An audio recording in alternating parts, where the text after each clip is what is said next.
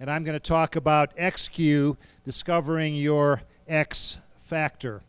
So just what is this XQ thing that's on the agenda? We've had IQ, we've had EQ, and now we've got XQ. What is this XQ factor? And what happens, I'm going to ask, if we were to fuse, for you, IQ and EQ and XQ? What would happen? Would you really be then on that pathway to success and fulfillment and leading your best life? I think you would. And I hope to convince you that by fusing them, we're going to just do some absolutely awesome things. So I'm going to share a little bit, as Ryan kindly said, of the insights that my son Greg and I learned from the book that we wrote, Triple Crown Leadership, Building Excellent, Ethical, and Enduring Organizations, what we call the Triple E. And for that book, we decided people didn't want to know just what Bob and Greg knew, so we went out and we interviewed 61 organizations in 11 countries. You'll see some of their logos here. Google, what is Google doing? What is GE doing? Mayo Clinic, Perkins School for the Blind, University of Denver, Princeton University. What are these organizations doing that makes them so unique, so special? And we teased out 5 practices, and in this IQ, EQ, XQ session, I'm going to share a couple of the practices with you. The clicker is a little sticky here. So let's go back and let me recap a little bit on IQ and EQ, and then I'll jump into XQ. Traditionally, IQ is thought of as one's inherent intelligence. How smart are you? I'm going to submit it really is more than that, as Aaron talked about before. We interviewed Shirley Tillman, the president of Princeton University, for Triple Crown Leadership, and she said, talking about the faculty and the administration there, brains really matter. You can't be a leader at Princeton if you're not smart. So there's no doubt IQ involves your rational, your reason, your smartness, your inherent smartness. But I think it's really more than that. We talked to Ron Sugar, the CEO at Northrop Grumman. He told us the same thing Shirley Tillman told us. A lot of our work is literally rocket science. They put jet fighters up, satellites up in the air. So we have 45,000 outstanding scientists and engineers. But both Shirley Tillman and Ron Sugar told us it's not just about IQ. So we talk in Triple Crown Leadership, our book, about head. And head certainly is your intelligence, your IQ, but it's also your education, your knowledge, the skills that you've acquired over time, the experience that you've built up, the technical competence. All those things go into your what we're calling IQ here. There's a wonderful book written by Malcolm Gladwell, kind of a fun guy, called The Outliers, and he studied success. What does it take to be really successful in a field? And he discovered it was far beyond just your native smartness. It came down to 10,000 hours of deliberate practice. Now, if you work 40 hours a week, 50 weeks a year, that's 2,000 hours a year that you work. So 10,000 hours would be 5 years that you have to devote to be a virtuoso violinist or a grandmaster in chess. So if you work 20 hours a week, it's going to take you 10 hours. But it is possible. So some of the greatest talents in the world, names that you would recognize, weren't geniuses. They just put in deliberate practice. Deliberate practice is not just going out on the golf course and swinging the same old way, not even thinking about it. It's really thinking about what you're doing, pushing yourself, striving. It's deliberate practice to really hone your skills. That's what develops real success, according to Malcolm Gladwell in The Outliers. So, wrapping up this IQ section that I'm summarizing here, I'm going to call it, how do you master a domain? Yeah, you have some native intelligence, some smarts, but if you have passion, if you immerse yourself in that field, whether it's in engineering or software or healthcare or whatever, if you immerse yourself, if you study, if you learn, if you deliberately practice, force yourself out of your comfort zone, then you can become a domain master. Then you have IQ in that area. Okay, let's go to EQ. We had an excellent summary from Christina and Drew before about EQ, so I won't spend a lot of time on this.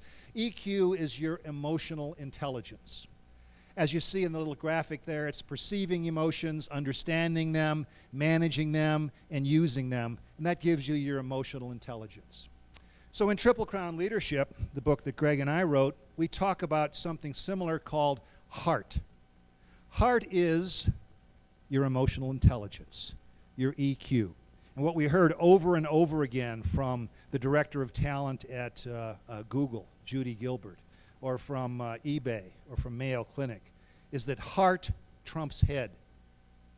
But heart is more than emotional intelligence. It's also your character. What kind of person are you when no one is looking? It's your integrity. Do you do the right thing, or do you cut corners? Are you authentic, or do you wear masks? Do you pretend to be someone else that you're not really that person? Or are you genuine and authentic? Are you a cultural fit? Because every organization, every school, every hospital, every business has a culture. Culture is simply how we do things here. And do you fit in with that culture? At Google, they call it Googliness. You got to have kind of Googliness. At Zappos, you have to be kind of weird. I don't know if any of you ever bought anything from Zappos, but they have extraordinary customer service. And they look for people who will go out of their way to do something for the customer. People who are weird. They have tattoos and body piercings, but that doesn't matter. They're just really on fire to give customer service. So, are you a cultural fit? So we talk about heart in Triple Crown Leadership, which is your emotional intelligence, your character, integrity, authenticity, and cultural fit. Here's a good graphic. Christina and Drew talked about emotional intelligence. You can see in the upper left corner self-awareness. Then it goes over to social awareness, or it goes down to the lower left corner self-management. But it all comes over to relationship management. That's what emotional intelligence is. That's what heart is. Greg and I found a wonderful quote on heart from an educator and author that we greatly admire called Parker Palmer. And I'm going to read this quote because it's so apropos of what we're talking about here. For you to be successful and have the life that you want to have.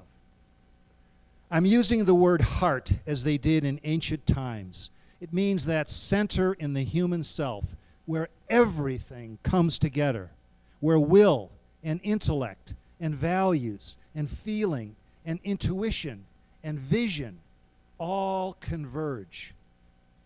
It meant the source of one's integrity. That's what heart is. Lynn Easterling, VP at Cisco Systems, one of the world's most successful companies. I can teach the hard skills, but I can't teach good character or good relational skills. We talked to Lori Norrington, the president of eBay Marketplaces. She told us the same thing. The heart really matters in leadership. Without heart, it isn't possible to create passion, dedication, and lasting change. And heart involves, as Christina and Drew told you a few minutes ago, this thing called empathy. There's another wonderful book I'm going to recommend. It's called Humans Are Underrated: What High Achievers Know That Brilliant Machines Never Will, by Jeff Colvin. Jeff Colvin talks about something that's going to revolutionize the workplace in the next 10 or 20 years, and that's artificial intelligence. Computers are going to become so smart, so networked, that many of the jobs in healthcare, in law, in business are going to be replaced. Smart computers will do them. But there are some things, Colvin tells us in his book, that machines, even artificial intelligence machines, will never do. It's the things that humans do. And the critical skill, Colvin says in his book, the critical skill is empathy. Empathy is understanding how others are feeling. And secondly, flexing your behavior accordingly. you have to deal differently with tenured faculty than migrant farm workers, because the language is different, the background is different. You have to adjust yourself. You have to flex your behavior. So we talk in Triple Crown Leadership, one of the practices, one of the 5 practices that we teased out for building an excellent, ethical, and enduring organization was about flexing your behavior. What you see here is a circle. It's called the insights wheel. It's the way that you can have a test and determine what kind of personality or leader you are. At about 1 o'clock, you see red. That's the, that's the director there. At about 3 o'clock, you see the motivator. At about 5 o'clock, you see the inspirer. At 6 o'clock, you see the helper. Then there's the supporter at 7 o'clock, the coordinator at 9 o'clock, the observer at 11 o'clock, the reformer at 12 o'clock. So you can take this test and they can plot where you are. Are you more blue? Are you more green, helper, or supporter? Well, see the little circle there up right below red there in the middle? That's me. That's my test results. I am predominantly red. That means I talk too much. I interrupt people. I finish their sentences. I'm sitting in a meeting and I have 100 ideas, so I'm bubbling over with all this stuff. And the poor blue or the red who's thinking a little slower, but deeply, just kind of shuts down. So I have to learn to dial it down. I had to learn. I walked into meetings when I was CEO, and I would write at the bottom of my tablet, "Don't talk. Be quiet." I would see if I could get through a whole meeting without saying anything. I never made it, actually, So it's good to understand, are you a red, are you a green, are you a motivator, are you an inspirer, are you an observer, are you a helper? But you can't stay stuck in your Myers-Briggs. I'm an ENTJ in the Myers-Briggs test. I can't stay stuck in my redness. I have to dial it down. And so Greg and I talk in Triple Crown Leadership about flexing between steel and velvet. Steel is, at times, you have to exert your title, your position, your authority. We are going to make our numbers. We're going to achieve our sales and our profitability every quarter, but we're never going to break the law, and we're never going to do something unethical. Because there is no second chance if you're unethical. That's steel. And as a CEO, I had to say that. Because there are too many examples of CEOs who made their money by cutting corners and doing things illegal and unethical. So steel says sometimes you have to be, this is the way we're going to be. That doesn't mean that you're this way. It's not that you're yelling and screaming and bossy. No, it's you say, look, the way we do things here is we make our numbers. We're not going to pollute the air or the environment. We're not going to break the law. We're not going to do anything unethical, but we're going to make our numbers. We're going to be excellent, ethical, and enduring. The Triple Crown of Leadership. And when people got that, when they said, yeah, we got it, boss, then we started to fly. Velvet is, dial it down, Bob. Don't interrupt people. Let them talk. Let them lead. The good Lord gave you 2 ears and 1 mouth. Listen a lot more than you talk. More importantly, let other people lead. I used to work really hard. I'm pretty smart. I used to be well organized, work pretty hard, but I realized I could never do it myself. I had to unleash other leaders. And you unleash other leaders by letting them lead, even if they're going to make a small mistake. Not a bet your company mistake. And you give them some coaching along the way. So velvet is to be quiet. So we heard it in our interviews, Laurie Norrington at eBay. Sometimes you have to be a wartime general. That's steel. Sometimes you have to be a peacetime general. That's velvet. We heard it from Elizabeth Crossman, the board chair at Habitat for Humanity. She was talking about her CEO, balancing between directing, which is steel, you do this, and empowering, I don't know, you do whatever you want. I empower you. That's an art. And that's the art of great leadership. And that's what you have to have in this field that we're talking about. So steel-only leadership fails. If I'm always going to tell you, do this, I'm the boss, top down, people are just going to shut down and wait for you to tell them what to do.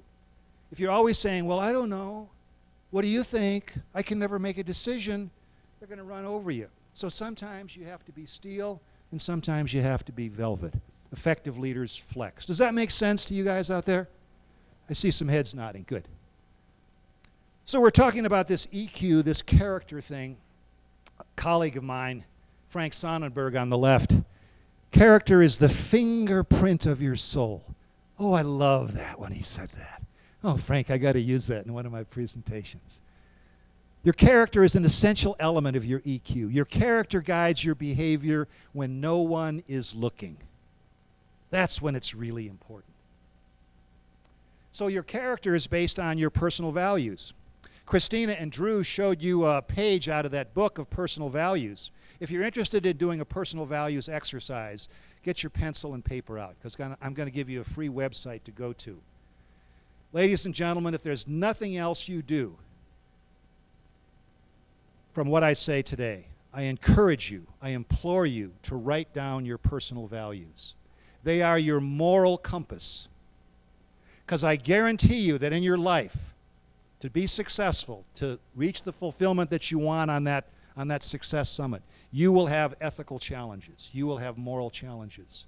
And if you don't have your moral compass defined, you may very easily, as I did sometimes, I'm ashamed to say in my life, cave in and do something bad.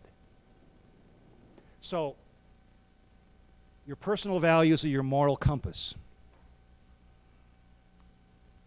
Here's the free exercise. I'll go back to lyrics in a minute. It's our website, triplecrownleadership.com/resources. You will find there a little exercise that's free that will help you define your core personal values, and they will form your moral compass. My personal values are summarized by the acronym LYRICS. It's a misspelling of lyrics and music. The L stands for, what do you think, if you know something about me? What do you think the L stands for? Leadership, yeah, because I'm kind of a leadership junkie. The R stands for relationships. That's the EQ side of things. The I stands for integrity, ethical, always do the right thing. The C stands for courage, because let me tell you, it takes courage to do the right thing, to repair the relationships, to be a leader in tough times when all the decisions you have are bad alternatives. It takes courage. And the S stands for the most important word, which is a hint of what I'm going to give you when I get to the X factor, service. My personal moral compass is leadership, relationships, integrity, courage, and service. And I can't tell you when I have a moral dilemma how often I turn to that moral compass and say, what is my conscience? What are my values? What does my personal moral compass tell me? If you do nothing else today, write down your moral compass, please. So, all that was prelude. Am I doing okay on time, Avery? Okay. Now we come to this XQ X Factor. Many of you have probably seen Simon Cowell TV program, The X Factor, the reality TV judge. What is this X Factor? What is this thing beyond IQ and EQ that will take you up this GlenX summit to your best life? I'm going to give you what Bob thinks it is, okay? I see a couple of smiles in the audience. I like that. The X factor is that undefinable factor generating fabulous success. It's not just the talent, it's whatever Simon looked at. It says you've got that something special. That's going to make you great. That breakthrough secret. Sometimes a person has special qualities. Michael Jackson was a tremendously talented performer. Albert Einstein was a brilliant theoretical physicist. And for a genius, like they were, it's all about their talent. But that focus on the self, my friends, is poison. Because if you focus on yourself, this is what you get. Hey, how good am I? Oh, boy. God, I'm really dialing here, aren't I? And everybody sees that, and they are turned off by it. Bob, at age 28, was kind of like that, Wasn't a very pretty picture, guys. What is the biggest threat to your success? We're talking here at the Success Summit, right? How to get up that, how to fulfill your dreams. What do you think the biggest threat to you being successful is? You got it. It's that ego. It's arrogance. People see it in you, they sense it in you, and they hate it in you. I don't care how smart your IQ is.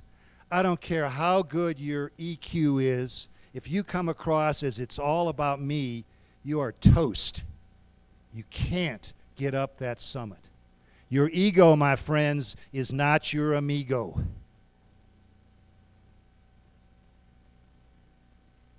XQ, the X factor, is all about serving others. That's the bottom line of my 30 minutes. It's all about serving. The S in my lyrics. Relationships are critical. Business, leadership, life, as Christina and Drew said, are all about relationships. I used to be a loner.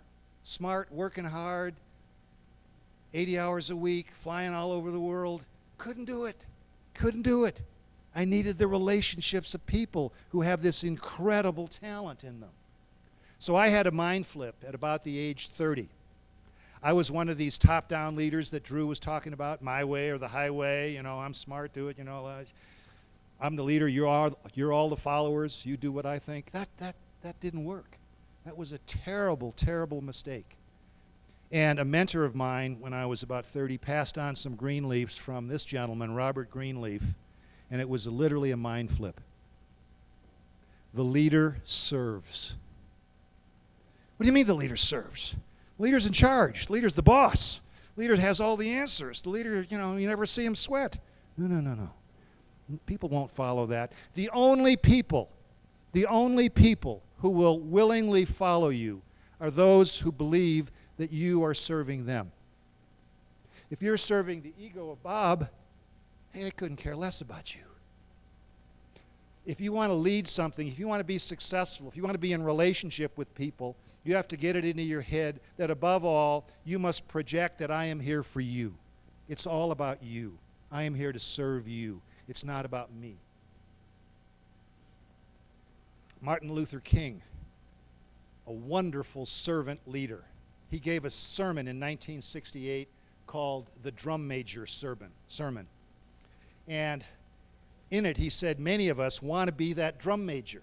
You see that high-stepping guy out in front or gal? They're just preening. They're just loving it, leading the whole band across the football field while 100,000 people are screaming. Some of us want to be that drum major. And that is that ego talking. That is your biggest barrier to be successful. And in his sermon, he quoted from Mark 10, verses 35 to 45 from the Bible. This is what Jesus said. Whoever wants to become great among you must be your servant. For even the Son of Man did not come to be served, but to serve. Wow. I'd like to read you a little bit more of what he said in that sermon.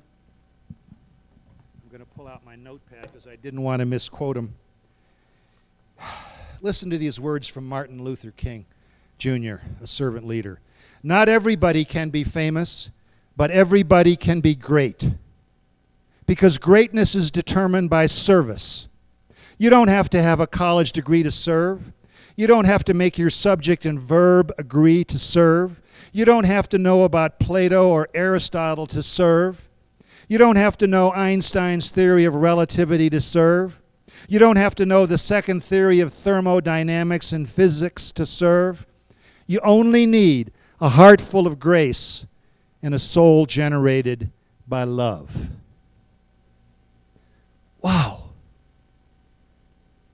wow, when I first learned about servant leadership, I said, good Lord, I was on the wrong track.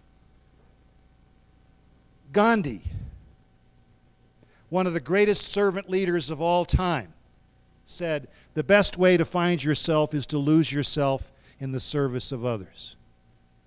Think about this in relation to your job, your profession, your aspirations.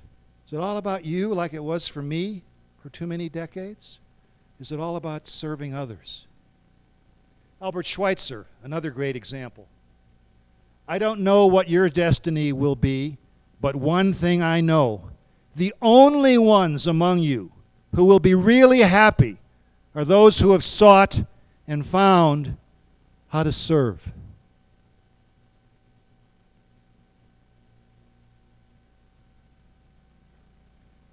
I learned people can do amazing things. It's not just the smartest person with the highest IQ. It's not just the hardest worker.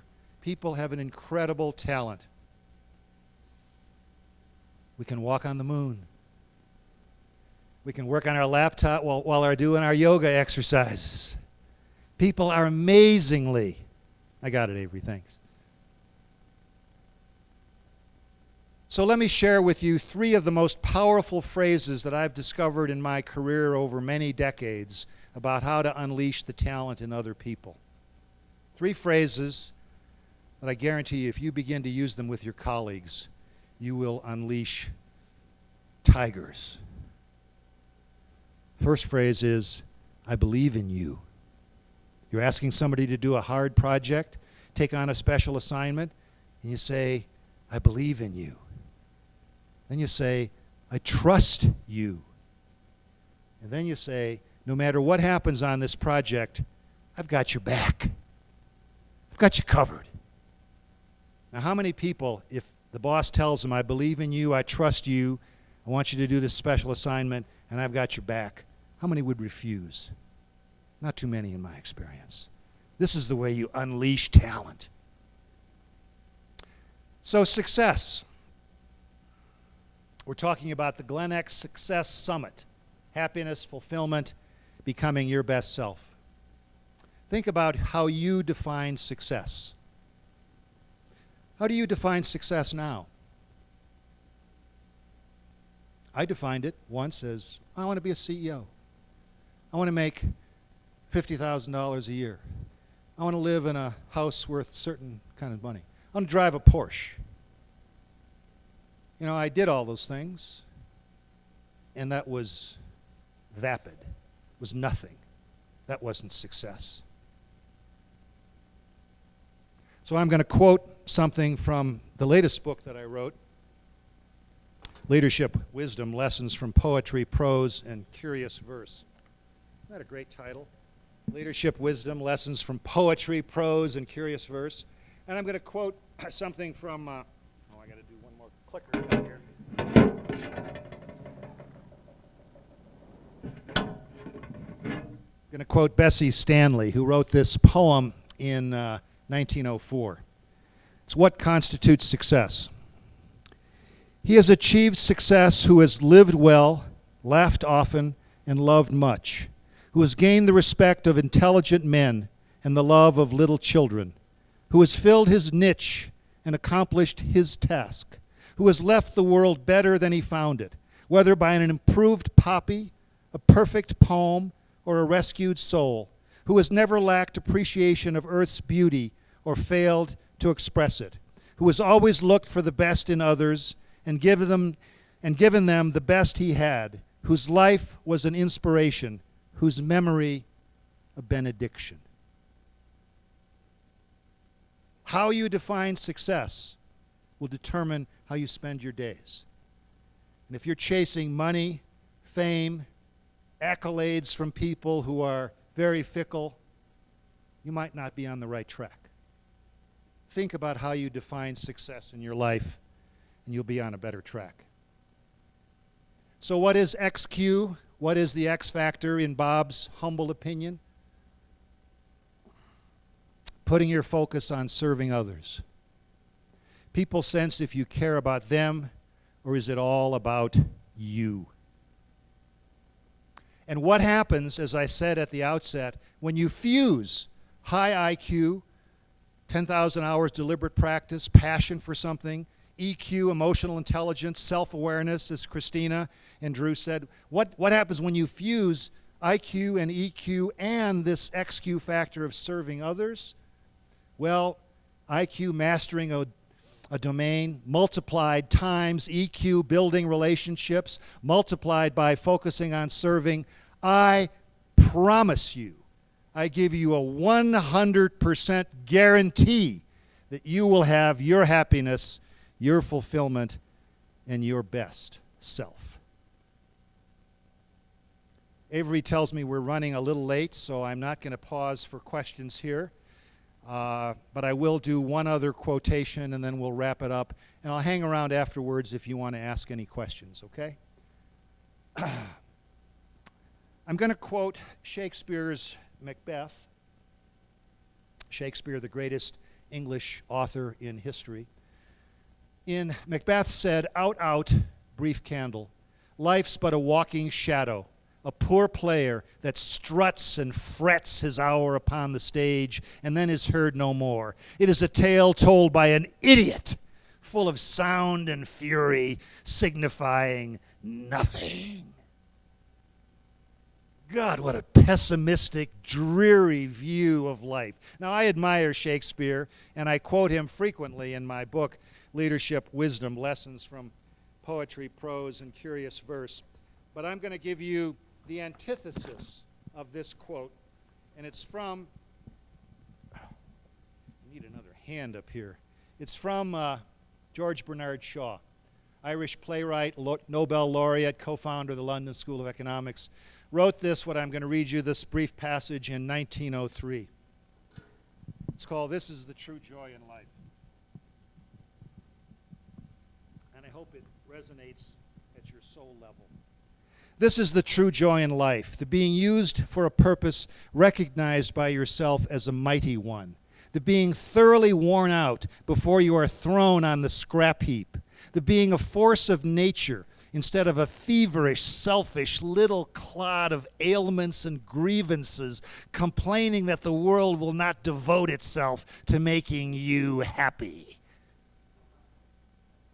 I am of the opinion that my life belongs to the whole community, and as long as I live, it is my privilege to do for it whatever I can. I want to be thoroughly used up when I die, for the harder I work, the more I live. I rejoice in life for its own sake.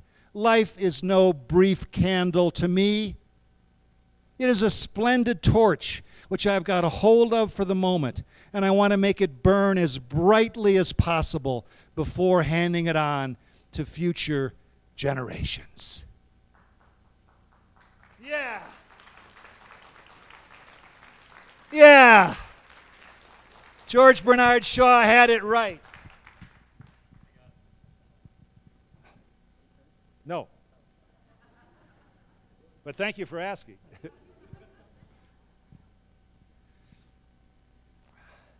Fusing IQ, EQ, and XQ. IQ is mastering your domain. Multiply that by building relationships. Multiply that by focusing on serving. And then I give you my solemn promise and guarantee. You will be happy, fulfilled, and be your very best self. Good luck and God bless you.